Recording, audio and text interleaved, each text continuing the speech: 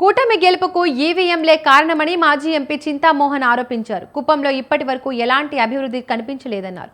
కుప్పం నియోజకవర్గానికి సీఎం చంద్రబాబు నాయుడు చేసింది సున్నా అని విమర్శించారు. కుప్పంలో గంజాయి అక్రమ బియ్యం వ్యాపారాలు అరికట్టాలన్నారు. చెరువుల్లో జరుగుతున్న ఆక్రమణలపై చర్యలు తీసుకోవాలని సూచించారు. వెనుకబడని ప్రాంతాల అభివృద్ధికి 50,000 కోట్లు కేటాయించాలని చింతామోహన్ కోరారు.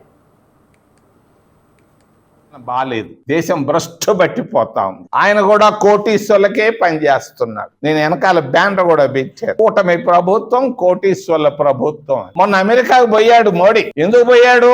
దేశం పోయింది, పోయి ఏదో పెద్ద పెద్ద తెచ్చేదానికి కాదు పోయింది. ఆయన ఒక్క అదాని అనేవాటి ఒక్క కోటీశ్వరుడు పైన ఉన్నటువంటి కేసులు తొలగించేదానికి పోయి బతిమలాడుకున్నాడు. ఇందిరాగాంధీ ప్రధానమంత్రిగా ఉన్నప్పుడు దేశ అధ్యక్షులను కలిసేది, రీగన్ ను కలిసింది, నిక్సన్ ను కలిసింది. నీ ఫ్రెండ్ కేసుల గురించి మాట్లాడావా లేదా?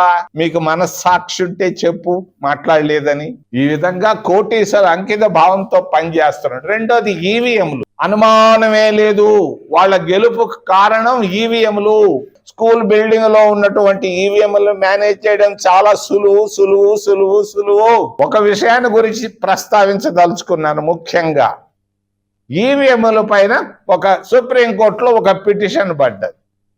మీరు తప్పు చేయకపోతే మరి ఎందుకు పోయి మీరు ప్రాధేయపడి ఆ జడ్జి, రిటైర్డ్ జడ్జితో సంప్రదించి సింగపూర్లో ఆయనకు ఏం చేశారు?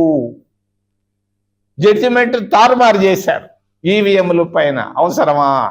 నువ్వు నిజాయితీగా ఎలక్షన్ క్యూలో నిలబడి ఓట్లు వేసుకునే పరిస్థితి ఉంటే ఈవీఎంల పైన వచ్చినటువంటి జడ్జిమెంట్ నువ్వు మేనేజ్ చేయాల్సిన అవసరం ఏముందయా? ఓ భారతీయ జనతా పార్టీ.